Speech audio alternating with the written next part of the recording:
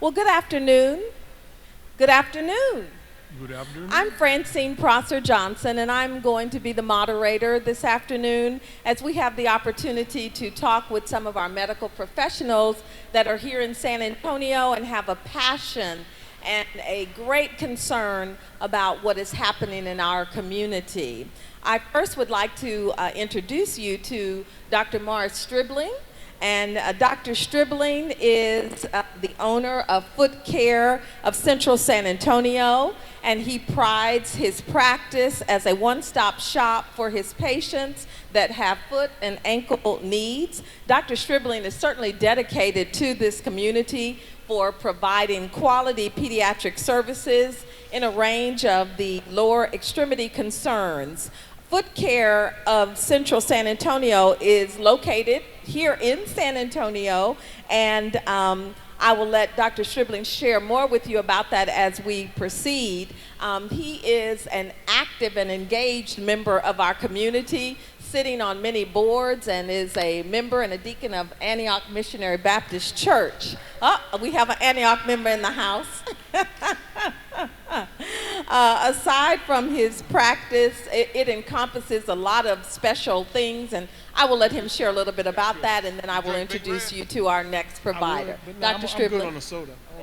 Oh, thank you. Thank you very much. It's an honor to be here, and I'm just glad we're able to have this conversation about healthcare delivery in America and how it is detrimental to a lot of people for socioeconomic reasons, and we'll get into some of the details about that as we go on. I was just kind of looking at African Americans in particular as it relates to the Affordable Care Act and how more African Americans, a few million, were able to get health care coverage.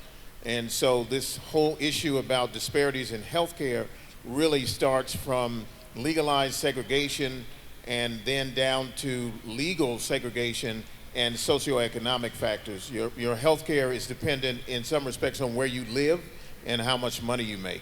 And it shouldn't be that at all. But we'll get into those details as we go forward. Thank you so much, Dr. Stribling.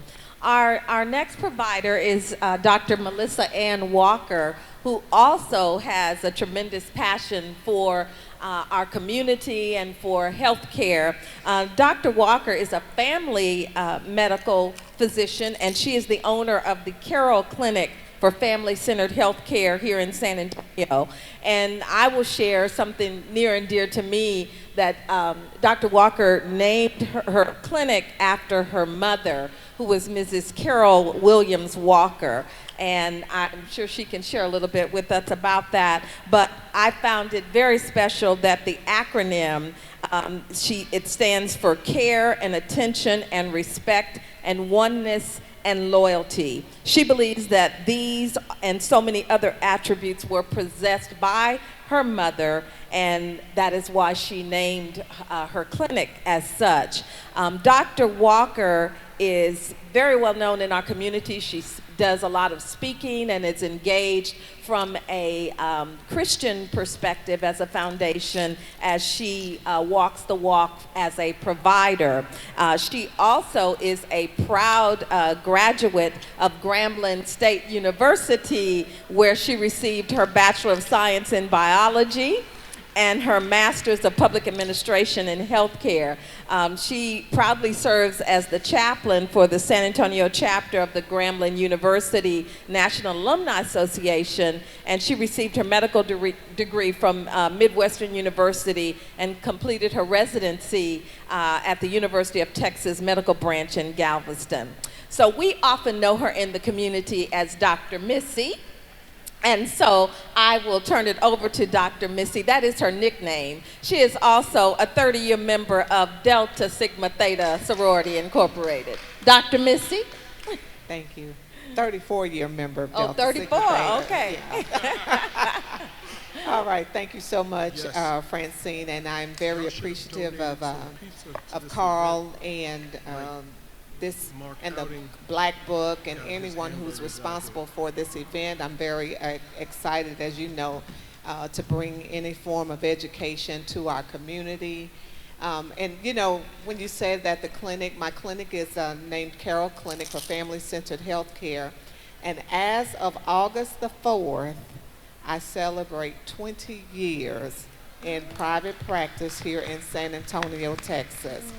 And so I am really kind of excited, but at the same time, with a lot of reservations about how to move forward in healthcare, because even though it is a passion of mine to educate my patients, educate the community, there's such an attack on healthcare and on providers, whether that's in reimbursement and a lot of other things that are making, organizations, private. You don't see a lot of private practice physicians, so I think that you're actually looking at two unicorns up here, because most doctors have left their practices or have sold their practices and done different things, because it's pretty difficult right now to be in private practice. But having said that, I thank God for his ability, for giving me the ability, giving me his grace in order to continue in private practice. And I tell this all the time, that God made a promise to me that my doors would never close unless I decided to close them, and he has been very faithful in doing that. As it relates to dealing with health disparities is what I deal with on a daily basis, as my practice is in what we call, I guess I would say, the Near East Side, because I'm not from San Antonio and I know I'm not on the East Side anymore, but the Near East Side. So this is what I deal with on a daily basis. Both Dr. Stribling and I were just in New York for the National Medical Association's meeting. I serve as a board of trustee member for the National Medical Association. And so we tackle, as the National Medical Association, we tackle so many issues that represent health disparities in our community. So having said that, that's a little about me. I'm ready to, just to delve into whatever we're going to do today, and hopefully bring some education and some awareness to anyone who's listening. Thank you. Thank you so much, Dr. Missy. So, ladies and gentlemen, we're going to delve in, as Dr. Missy says. One of the first questions that I want to ask, or for us to go deeper, is that when we talk about the health disparities here, not only in San Antonio, but in the state of Texas and in the U.S., how do you both, or what would you share as some of the ways that we can personally help ourselves and help our family members in working through or maneuvering through the healthcare maze, if you will, when we are trying to see our personal physicians? Well, let me just say, and it's related, but it's a bigger picture. This November, you better vote, because Project 2025 would do detrimental damage to the Affordable Care Act. And I just mentioned some statistics. Over 3 million African Americans have been able to get health insurance because of the Affordable Care Act. If Project 2025 and Donald Trump get elected, it will probably be eliminated. And so if your question is, what do we do first? Make sure that you're registered to vote and go vote in November, because that's going to make a tremendous difference in terms of how we can practice medicine.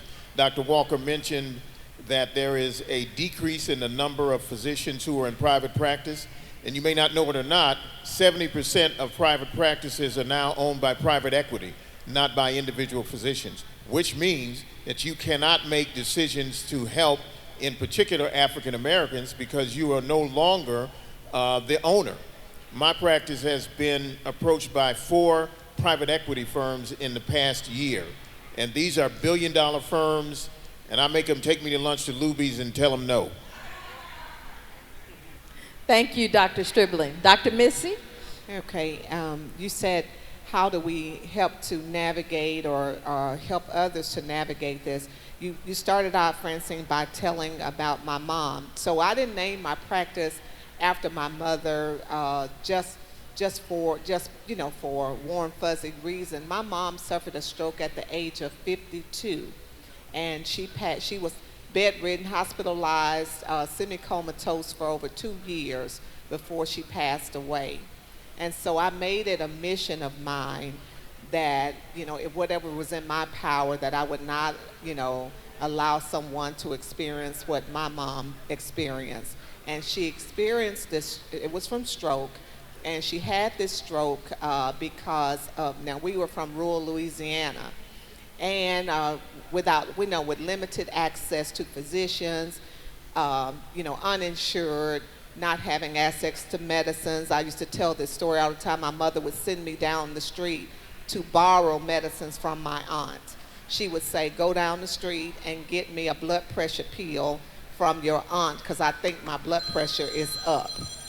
Imagine that. What's up, Mike? Now, you don't have to know how old I am, but that was many years ago. Yeah, But can I tell you I'm that gonna hit you we back with a are time, 'cause in I'm at a San convention Antonio, right now, Texas, the and I don't seventh wanna tell largest you the wrong city time, 'cause in maybe the earlier, 'cause I country, know I got two real and early. I see and hear of Okay, I'll hit you back very with a time. similar stories that should not be. And a lot of it is because of the lack of education. Now, I will tell you, my mom's struggle was from the lack of access, but it was also from the lack of education. What I hope to do daily in my practice, I don't have the biggest practice. There's no million dollar companies knocking at my door trying to buy me, I can tell you that. But what I do hope to do This is event educate my patients that I am and at educate my patients' families Antonio about what their Expo. disease process is, because I'm just under, I was told this a long time ago, when you know better, you do better. And we just assume that people know, and a lot of people don't know. It is And so so much that great is what my information goal has always been in these voting 20 years.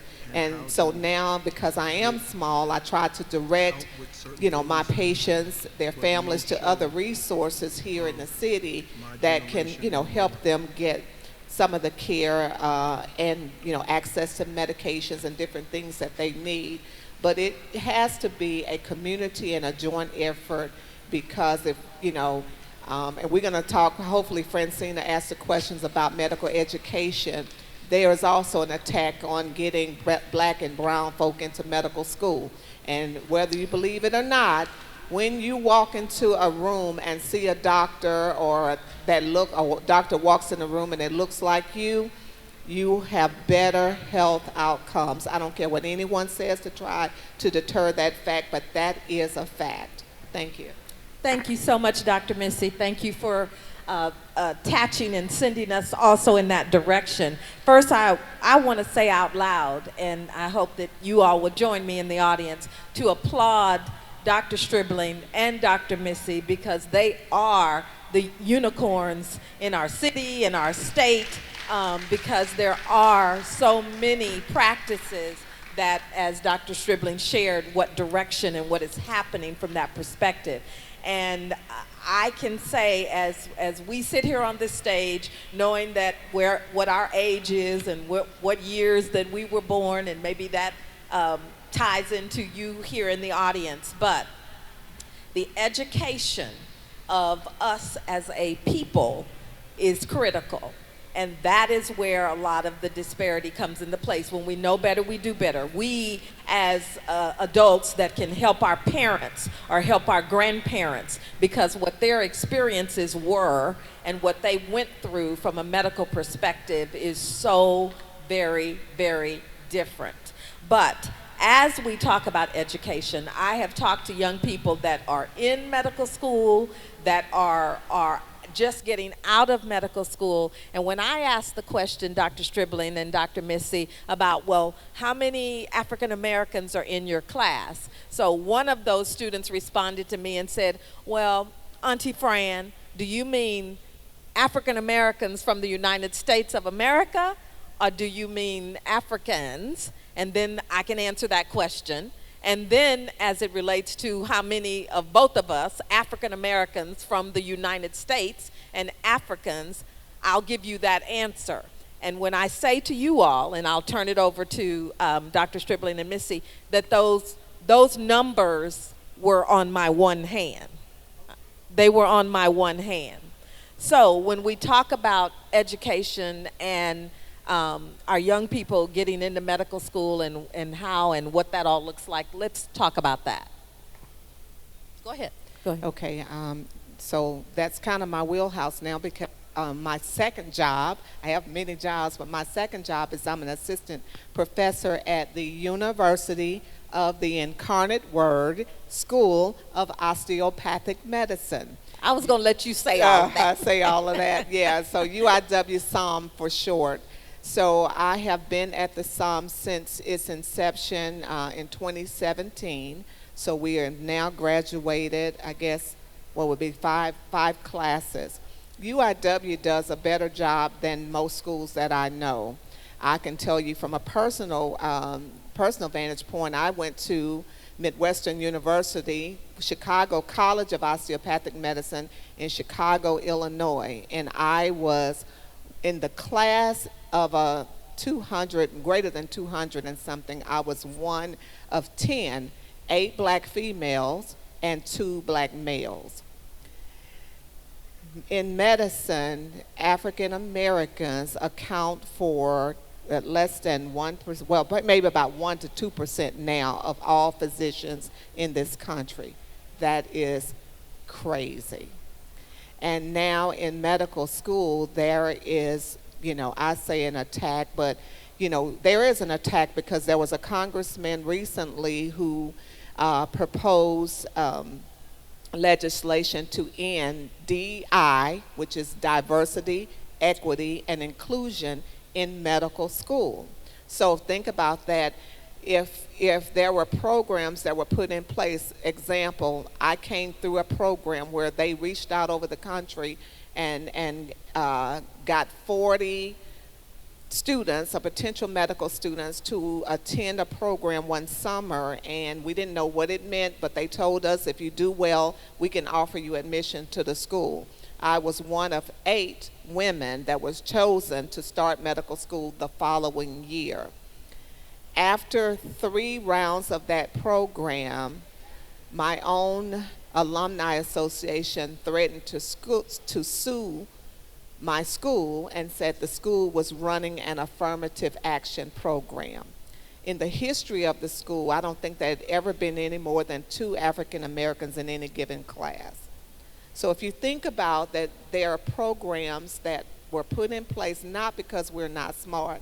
I've always been a good student. I've always, coming from the country or not, I've always been a straight A student, and what I lacked was opportunity.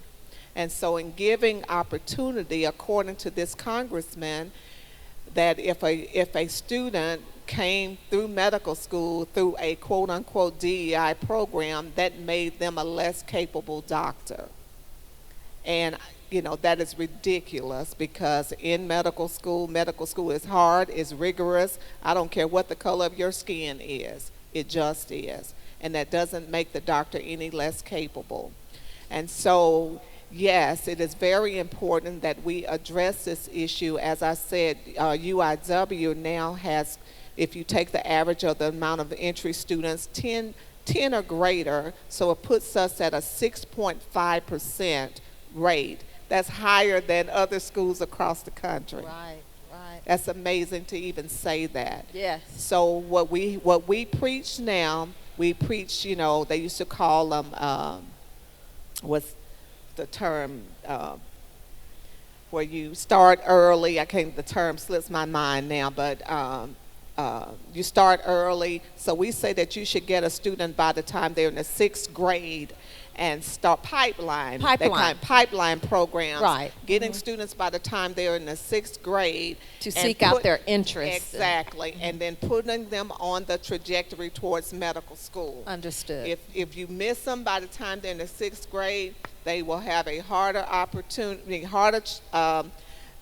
pathway to try to get to medical school. But if it has been studied, if from the 6th grade on, then you put them in that trajectory, they will stay there, and then they can, these standardized tests and all the things that they have to pass and meet, that makes them a better student, a more qualified student when they apply. Okay. So, well, thank you, Dr. Missy. And in segueing, I'd also like to talk a little bit about the shadowing and what happens when we have students in medical school, for them to be able to shadow with other physicians and what that means. And I know Dr. Stribling does a little bit about that. I also, as Dr. Missy was talking, I just heard these lyrics in my head. I don't want nobody giving me nothing. Just open up the door. I'll get it myself. So that is something that we as African Americans, it is not about that the student is less qualified. It is not about that the student is not capable, but oftentimes, as Dr. Walker said, it is having the opportunity to be able to be placed in the pipeline for it to happen for our children. Okay, Dr. Stribling. Yeah, I think one of the things we need to think about, the reality of life is that it's not fair, whether you're black or white. But when you look at admission to higher education, what we see is that there are different ways for students to get accepted into school. What's under attack is affirmative action, because they're telling a misstatement about these black students are admitted and they're not on the same level. But when you start looking at the different ways students get into school, George Bush is a perfect example. His grade point average was a C, but he got in because his parents went to that school. So if you can allow people to get in because of a relationship with their mom or dad, or some relationship with somebody that goes to the school, but then you attack affirmative action, that's where the issue gets rather tight. And so we have to, like I said before, we've got to fight, we've got to vote, and we got to make sure that we stay active in our politics on a local and a national level. Because if we don't, if we sit back and let it happen, we're going to be looking at an education that was the same way it was in 1960 as opposed to 2025. So that's something I think we need to take into consideration. And I know for people that are Anglo, when they hear that, they think, well, I think if you do what you're supposed to do and you're academically successful, you'll be admitted, but that's not always true. And that's why I said in the beginning, life is not always fair.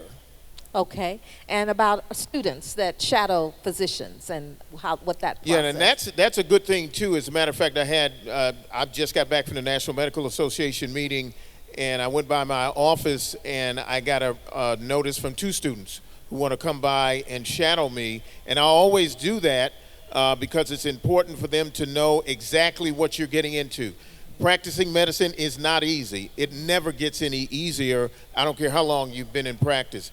This is my 36th year in practice. Yes, I'm older than you. 36 years, and it never gets easier. And what I've had to do in my practice is I've had to diversify. I actually own a retail pharmacy. I have an MRI. I got a lab and a surgical center. And one of the reasons I do all that, well, the money, but one of the reasons I do all that is because that diversification allows me to make decisions that could benefit my practice. And then when I have students come in, I can show them the whole picture, because you got to be perfectly honest with them too. Being a physician is not an easy thing to do, but it's very gratifying when you can help others that cannot help themselves. Thank you, Dr. Stribling. And the reason why I brought that up, because Dr. Walker said a little bit about the students and about young people in medical school, and about the fact that we have fewer African American physicians. So I also want to say to the audience, and that Dr. Stribling and Dr. Missy can talk about this also, is that how we support our African American physicians. So if you have an African American physician, or if you know someone seeking a physician, then you should refer to an African American physician, because that then helps to continue their business and helps people to have a stronger sense of faith and understanding about seeing an African American physician. So I say that because to Dr. Stribling and Dr. Missy, you both are deeply involved in the community and in community initiatives aimed at empowering African American business owners. How can community-driven efforts contribute to dismantling some systematic racisms within the healthcare system? Okay, so when you look at making, so I'm in the army of one sometimes. If I work alongside Dr. Stribling and other, like C.A. Whittier Medical Society is the National Medical Association's branch here, our local society. that makes me, a larger army. If we go to Region 5, where we fall, that makes us as 9 states, that makes us an even greater army, and then therefore, from the National Medical Association. And so one of the things is that when organizations like the National Medical Association have been around for a very long time, and that organization came into play because black physicians could not be a part of the American Medical Association. So we created our own medical associations, and in that, we tackle issues that greatly impair our community. So when you talk about what can be done, is we start, if you want to take on some of the initiatives that are at the National Medical Association, tackling things like vaping and greater access for sickle cell patients and different things that are specific to us, then if you learn of those, then try to take your churches. We know that the church has always been in the forefront of getting change done. The church is also the greatest place to get education out. So if your church, having health fairs, operate under what somebody who has a greater reach than you or a greater understanding tells you what this is important to tackle in your community. We have the American Heart Association coming out and doing education on blood pressure and all of those things, but how many of you know that there is not a doctor who treats adult sickle cell in San Antonio, Texas? Not one. I know it because I've looked for one. And so it's things like that you as a community, we as a community can advocate for and say, why is that? Sickle cell greatly impacts African Americans. Why is there not a physician in San Antonio who takes care of adult sickle cell? So it's things like that. Sometimes when you look at yourself again as an army of one, you can feel overwhelmed, and that, I can't possibly do that. But when you start to unite, as we've always done about everything, when you start to unite, but not just unite, and if you don't understand what's going on, get someone who has a greater amount of education who can help to navigate all of this. So when we ask you, hey, come and do a walk, Deltas, come and do a walk for Kenya, or come and help do this, you may not ever go to Kenya, or you may not ever do any of the things that you see the greater good for the greater good, but just do it for the greater good. Support the community. Mm-hmm. Okay, thank you. Dr. Stribling? I agree with her 100%. And both of us are in private practice pretty much on our own, but we also realize that we have to reach out to one another to see if there is some strength that her practice has where things can be helped. Perfect example is I had a patient of mine who was diabetic. She had an infected ulcer, and then she subsequently got fired from her job, and she had no more insurance. So when she came in, she said, Dr. Stribling, this is the last time I'm going to see you because I don't have the money and I don't have a job. But what I did was I saw her for free because it just doesn't make sense from a medical standpoint and a moral standpoint to put prices above people.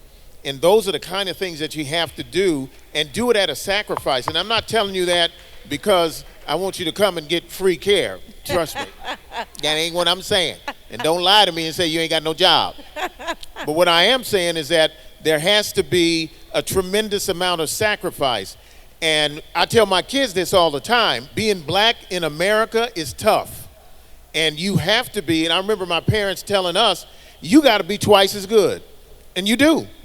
You can't be average and be black. It just doesn't work that way in this country. And so when we run our practices, we do it sometimes at a fault because we don't get the same kind of things that a white-owned multiple practice would do. And we understand that, and I'm not angry at anybody that's Anglo and has a successful practice because I know what I have to do. I have to work twice as hard to get what I need. That's just the way it is. That's not a complaint. That's just a reality that I face.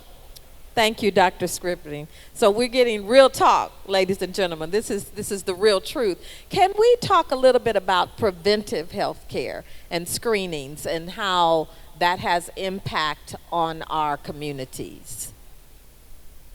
Gladly talk about that. So going back to my original, the original statement about my mom, and I said that she had lack of access, but also lack of education.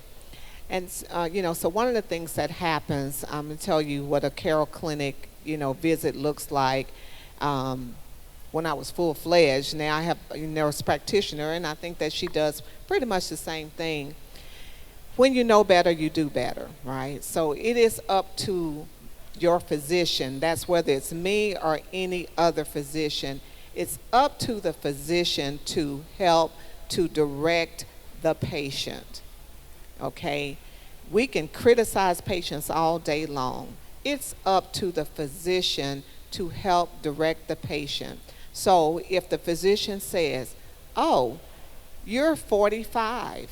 Now the screening age for a colonoscopy is 45. I want you to get a colonoscopy. Oh, you are a smoker. I may not want to offend you. You could be my girl and a smoker, but I still have to tell you that smoking is detrimental to your health. Oh, you need a mammogram.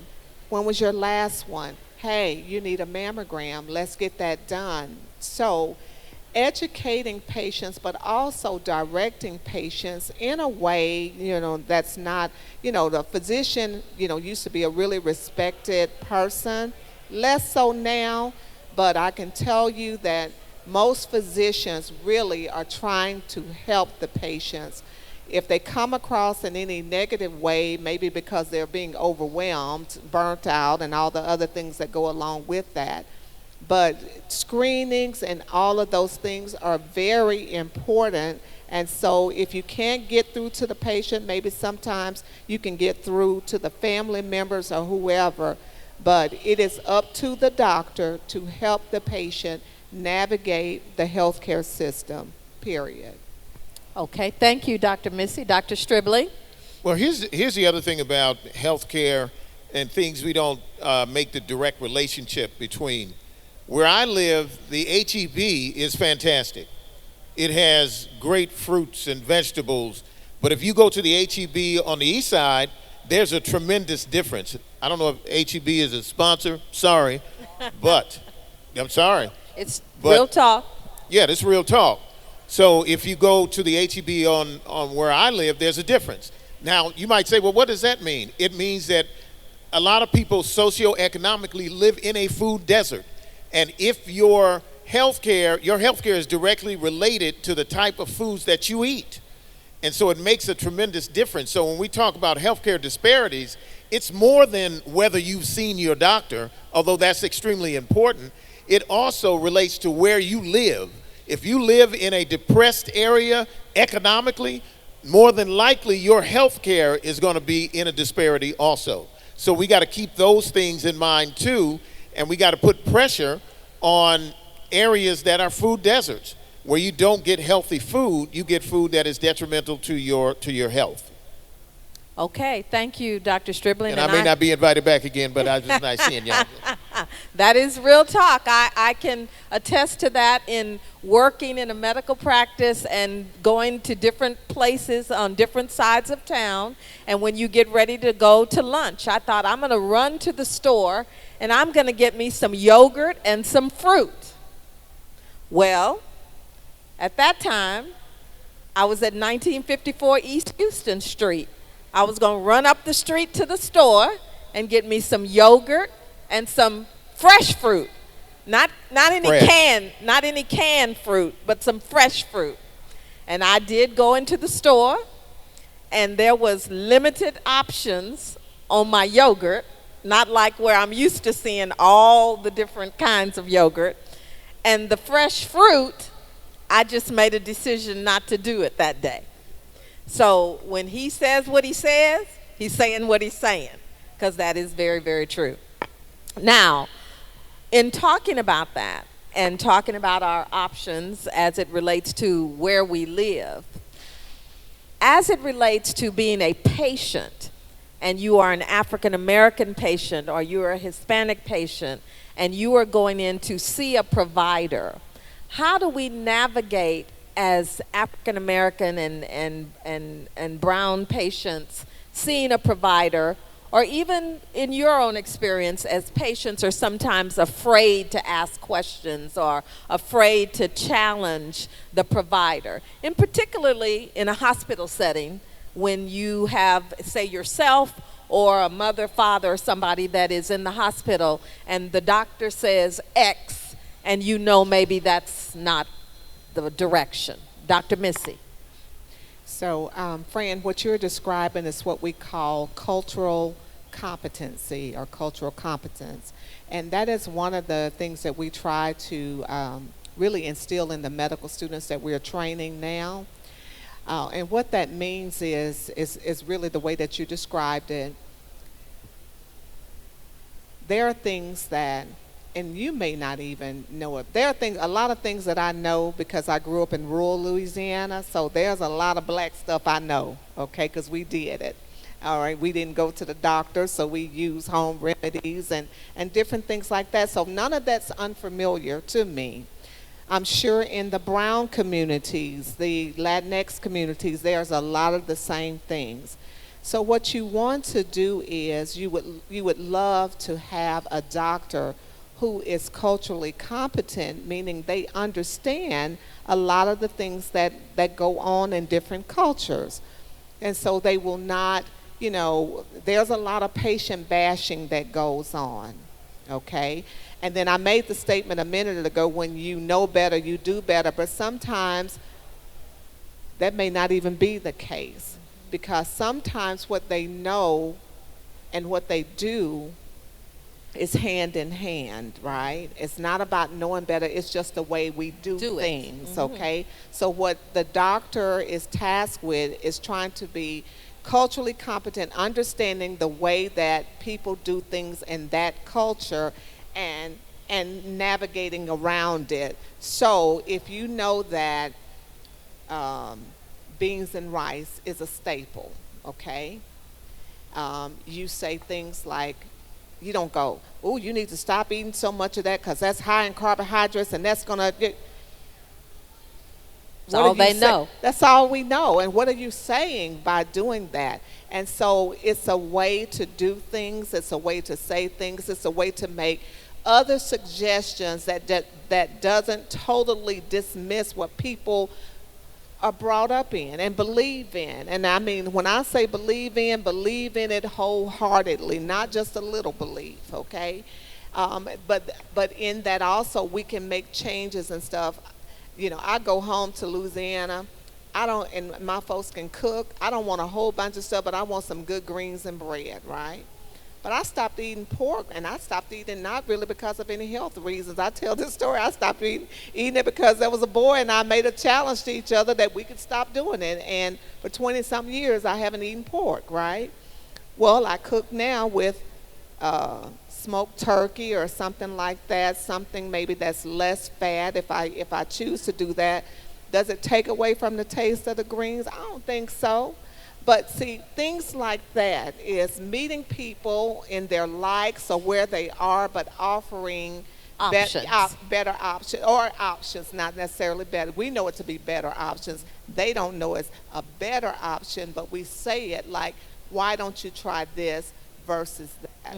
So that is important. Again, that's why when we talk about seeing a patient who looks like you, hopefully, if that patient looks like you, that patient may, if they've not had some of your experiences, they know of some. Right. If they are in the Northeast, they had a grandmama in Mississippi. You get what I'm saying? Or something like that. So that's the whole point of cultural competence in the care of patients. Thank you, Dr. Missy. And what about, I'll just add to that, in terms of us having someone with us, whether we're young or old, to scribe or to be able to understand what the doctor is saying, so that maybe 4 ears are hearing it versus 2, but in particularly if we have an older patients that are going in to see the provider. Yeah, I think one of the things that I try to do with my patients is to talk to them on their level. I can use big words. Somebody comes to my office and I can say, you have hallux abductus valgus. They don't know what that is.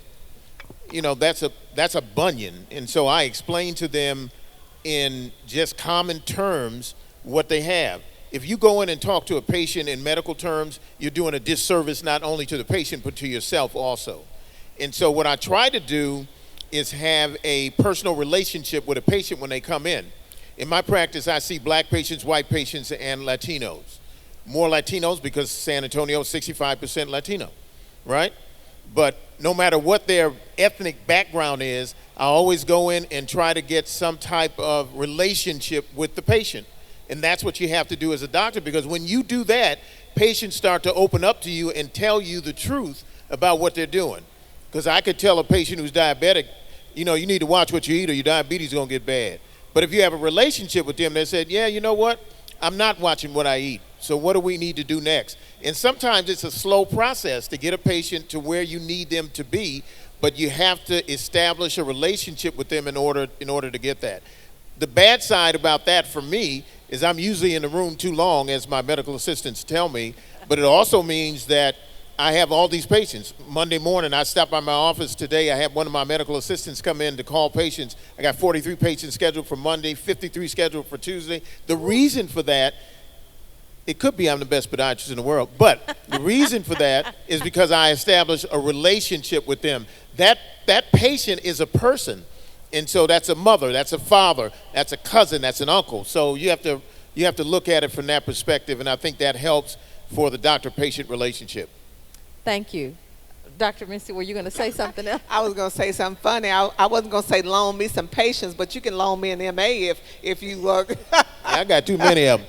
Oh, please send me some. Yeah, that was it. Okay, no, that is great. And let's talk a little bit about that. I know that those that are in the audience and patients in general may understand that the doctor only has so much time in the room. How can we as patients best utilize our time with the provider in the room?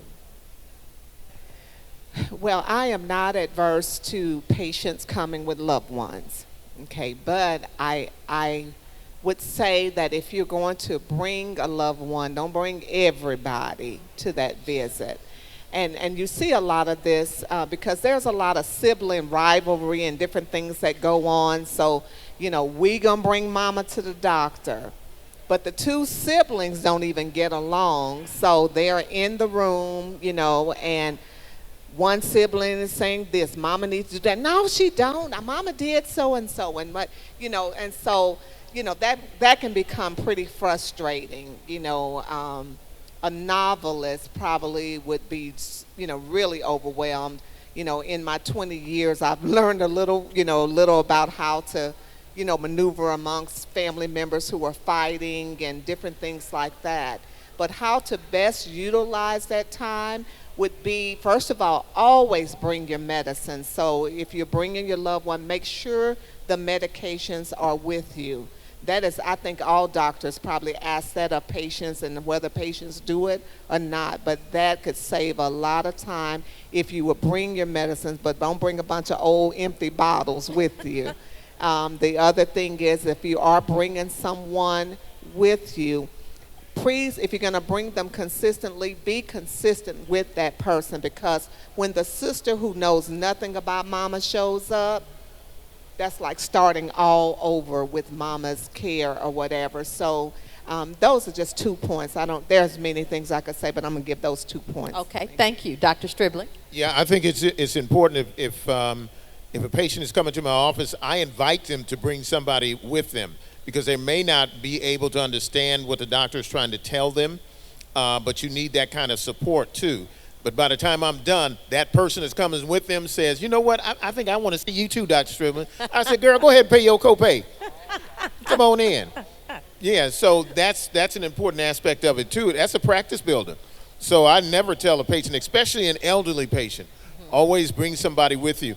And then in my practice, we actually have a free van service, because a lot of my elderly patients, they don't drive anymore.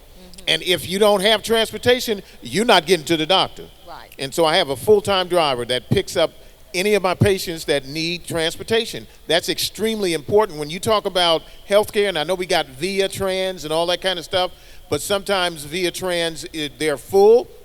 You have to make certain Arrangements arrangements early. with them early, and sometimes they're not going to get you there on time. So we do that simply because a lot of my elderly patients, and I would say 55% of my patients, they're Medicare patients, and they just don't drive anymore, or they don't have anyone to take them. So it's those kind of things you have to take into consideration with patients. Excellent, excellent.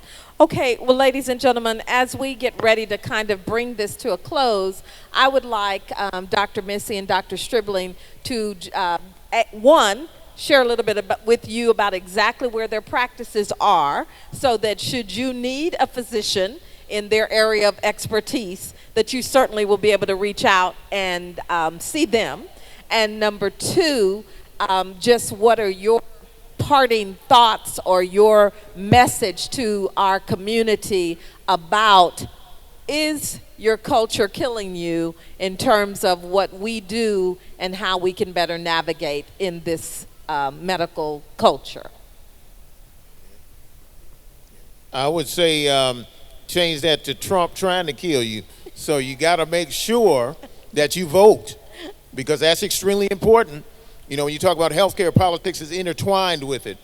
They did not like Barack Obama starting the Affordable Care Act, because the insurance industry, I don't know if they're in here too, but the insurance industry, they're multi-billion-dollar corporations, and they want you to pay for most of your health care. That's why your deductibles go up, your co-pays go up, because they want you to pay the premium, but they don't want to pay for your care. So we have to be involved from a political standpoint to make sure that health in the United States is treated equally for everyone, black, white, Latino, whatever your race or ethnicity is. Okay. Thank you, Dr. Dr. Stribling. Missy? So my answer to that question would be no. Your culture is not killing you, same as Dr. Stribling is saying. But knowing that we start behind. We have started behind in so many areas. If you know that, then take it upon yourself, or we take it upon ourselves to do what we need to do to help our community, to help our fellow man, to help our loved one, because nobody can care for you like you can care for you, right? Nobody can care for us like we can care for ourselves. And because you know that they can tell, people can tell you a lot of things about, I tell people all the time who are searching and searching for someone to do surgery. They've been told no by this person, they've been told no by that person. Somebody will do surgery on you if you keep searching, right? Mm-hmm. And sometimes that's a good thing and sometimes that's a bad thing. But know that you are empowered. You have power as a partaker or of health care. You have your own power, but you have the power to get an understanding. If you can't get it, find someone who can help you get an understanding. I am located at 812 South Hackberry Street, which is kind of catty-cornered across from Tony G's Soul Food. It's a 2-story house that's gated. That's my practice. Carroll Clinic for Family-Centered Health Care. Our phone number is 210-271-0805. And we're a small practice, but we would do our best to take care of you the best we know how. But remember, you have power in and of yourself, and so learn to advocate for yourself. Never accept what someone is just telling you. Do your own research. If you don't use a computer, get a grandchild or somebody, because that's all they do, okay, to help you get to where you need to be. Thank you. And Dr. Stribling, were you going to give that commercial? Is that what? Yeah, well, I was so busy talking about Trump, I forgot to give you all my address. I'm located at 305 East Euclid. That is right around the corner from Metropolitan Methodist Hospital. Really easy to find, free parking. We love everybody. and right down the street from Luby's on From Main. Luby's, where I go to lunch and turn people down and then go back to my office.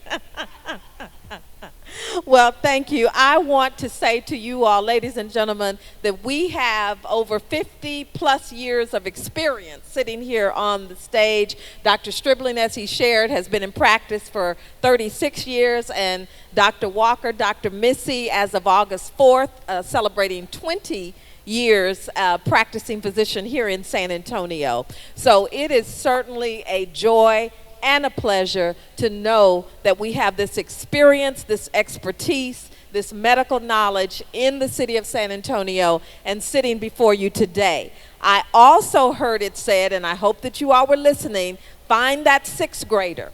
Where is that sixth grader in your family, in your church, in your community that you know might be the next physician? Because that is how soon we need to start them on the path, on the pipeline, on the trajectory of becoming a great doctor in our community. And I also heard it said that we have to educate ourselves and we have to advocate for ourselves so that we can be a good patient, but that we can receive the appropriate treatment that we need so that our health care will be number one. So thank you to Black Book, to Mr. Carl Booker, to the team for allowing us to be here today. I'm Francine Prosser Johnson, and we count it all a joy. Thank you.